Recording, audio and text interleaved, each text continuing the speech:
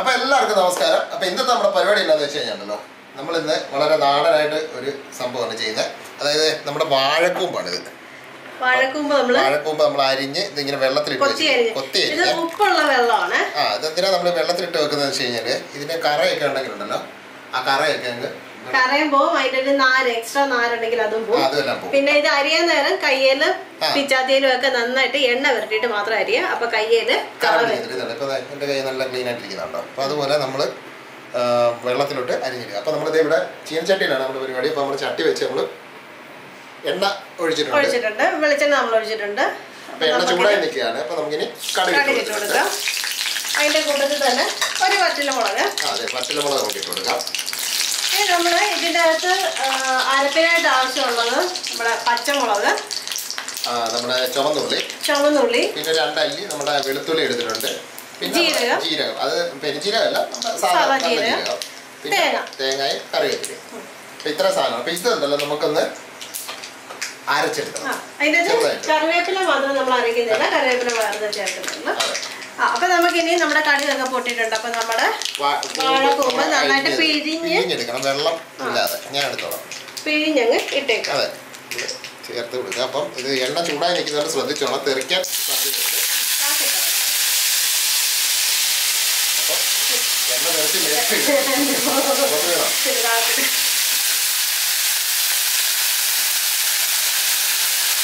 ഇതിനകത്ത് നമ്മൾ പയറൊന്നും ഇടുന്നില്ല. അവിടെ ഇടുന്നില്ല കേട്ടോ. നമ്മൾ സാറിന് ചിലപ്പോൾ ഈ ഉള്ളിൻ്റെ പരിപ്പൊക്കെ ഇട്ട് ചെയ്യാം. നമ്മൾ വാഴക്കൂമ്പ് നമ്മൾ ഇട്ട് കൊടുത്തത്. നമ്മളത് കൂമ്പ് മുഴുവനായിട്ട് നമ്മൾ ഇട്ടിട്ടുണ്ട്. ഇനിയിപ്പോൾ ഇതുണ്ടല്ലോ, നമുക്ക് വെള്ളമൊന്നും ഒഴിക്കാതെ ഇത് ജസ്റ്റ് നമ്മുടെ ചെറിയൊരു തീയിൽ അടച്ചു വെക്കുക.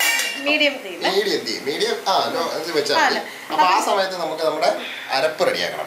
അപ്പം നമുക്കിത് നമ്മുടെ ഉള്ളി നമ്മളിട്ട് കൊടുത്തിട്ടുണ്ട്. പിന്നെ നമ്മുടെ പച്ചമുളക് അതൊന്ന് രണ്ടായിട്ടൊന്ന് പൊട്ടിച്ചിടാം.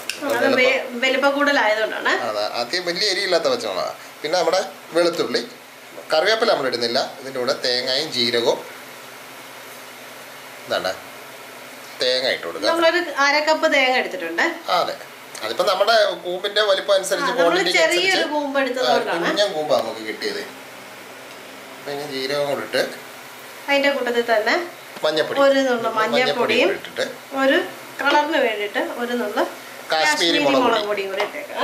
എന്നിട്ട് നമുക്ക് ഇതൊന്ന് ജസ്റ്റ് ഒന്ന് ചതച്ചെടുത്താൽ മതി, ഒന്ന് പൾസ് ചെയ്താൽ മാത്രം മതി. അരഞ്ഞു പോകണ്ട, ഒത്തിരി അരയണ്ട, ചുമ്മാ ഒന്ന് ഒരു സെക്കൻഡ് ഇങ്ങനെ വെച്ചാൽ നമ്മുടെ തേങ്ങയൊക്കെ നന്നായിട്ട് അരഞ്ഞെന്ന് പറയാൻ പറ്റത്തില്ല, ഒന്ന് ഇതാക്കിയത് ഈ ഒരു രീതിയിൽ മതി. എന്നാലേ ഉണ്ടല്ലോ അതിന്റെ ആ ഒരു ടേസ്റ്റ് വരുന്നുള്ളൂ. അപ്പൊ നമ്മുടെ കൂമ്പ് ഏകദേശം പാതി വേവായിട്ടുണ്ട്. പിന്നെ നമുക്ക് ഇത് ഇളക്കിയിട്ടിട്ട് നമുക്ക് ഇതിൻ്റെ അകത്തോട്ട് നമുക്ക് ഈ അരപ്പുണ്ട് ഈ സൈഡിൽ ചേർക്കും. പിന്നെ അകത്തോട്ട് വെക്കണം. ഇപ്പം നല്ല കളറുമൊക്കെ ആയി. നമ്മുടെ ആ മുളക് പൊടിയുടെ കളറും മഞ്ഞപ്പൊടിയുടെ കളറും എല്ലാം കൂടെ ആയപ്പോൾ നല്ലൊരു അതിൻ്റെ കൂട്ടത്തിലേ ഈ ജാറൊന്ന് കഴുകിയും കൂടെ ഒഴിച്ചേക്കാവേ.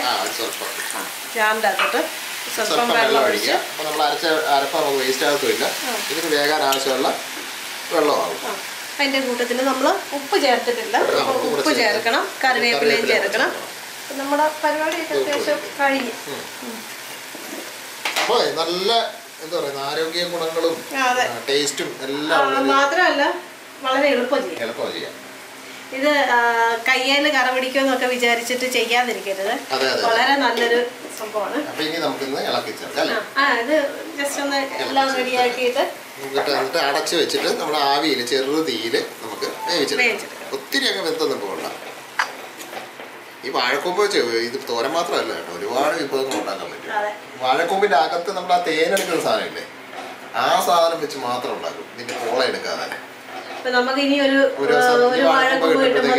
സംഭവം ചെയ്യാം, അത് നല്ല ടേസ്റ്റുള്ള സാധനമാണ്. അപ്പൊ ഇനി നമുക്ക് ഇതൊന്ന് നമുക്ക് ഇതിന്റെ അകത്തോട്ടങ്ങ് അതൊക്കെ നമ്മുടെ നാടൻ രീതി കേട്ടോ, കൈ വെച്ചൊക്കെ നമ്മൾ എടുത്തിട്ട് ഇനി നമുക്കിത് അടച്ച് ഒരു 5 മിനിറ്റ് കഴിയുമ്പോഴത്തേക്ക് സംഭവം റെഡി ആയിരിക്കും.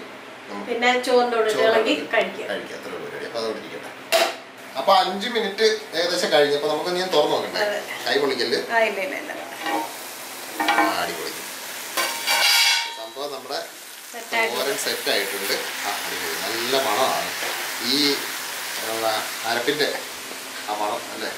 അരപ്പിന്റെ മണം കൊണ്ട് തന്നെ നമുക്ക് ആഹാരം കഴിക്കാൻ പറ്റും. കപ്പയൊക്കെ മറ്റേ ഇത് തന്നെ കുഴയ്ക്ക് ചേർക്കുന്ന ആ സെയിം ഇത് തന്നെ ചുവന്നുള്ളിയുടെയും വെളുത്തുള്ളിയുടെയും തേങ്ങയുടെയും അടിപൊളി സംഭവ സെറ്റ്. അപ്പൊ നമ്മുടെ തോരൻ റെഡി ആയിട്ടുണ്ട്. അപ്പൊ ഇനി നമുക്ക് ഇതിന്റെ ഉപ്പൊന്ന് നോക്കാം. നല്ല ചൂടാണ്.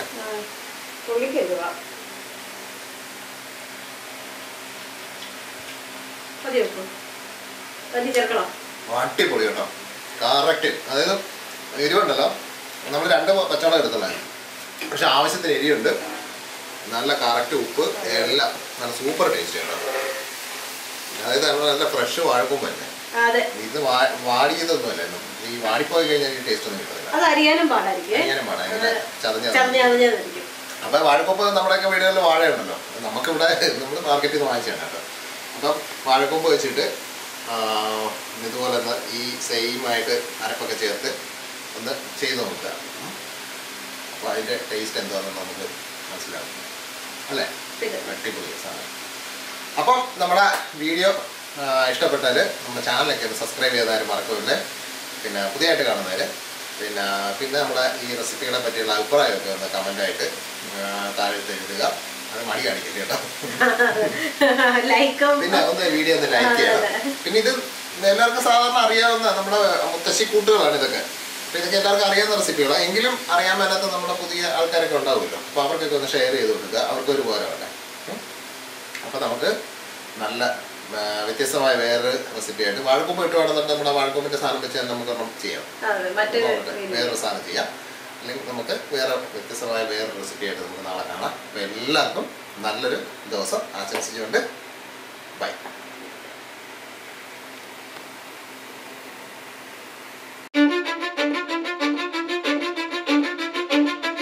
Cause I don't give a fuck what you say. Yeah, I'ma do shit my way. So you can go kick rocks, I'ma stack bricks up, build what I want to make. Yo, I got a lot of shit to say, so I'ma do this every day. I'll be writing things until I'm fucking buried in my grave.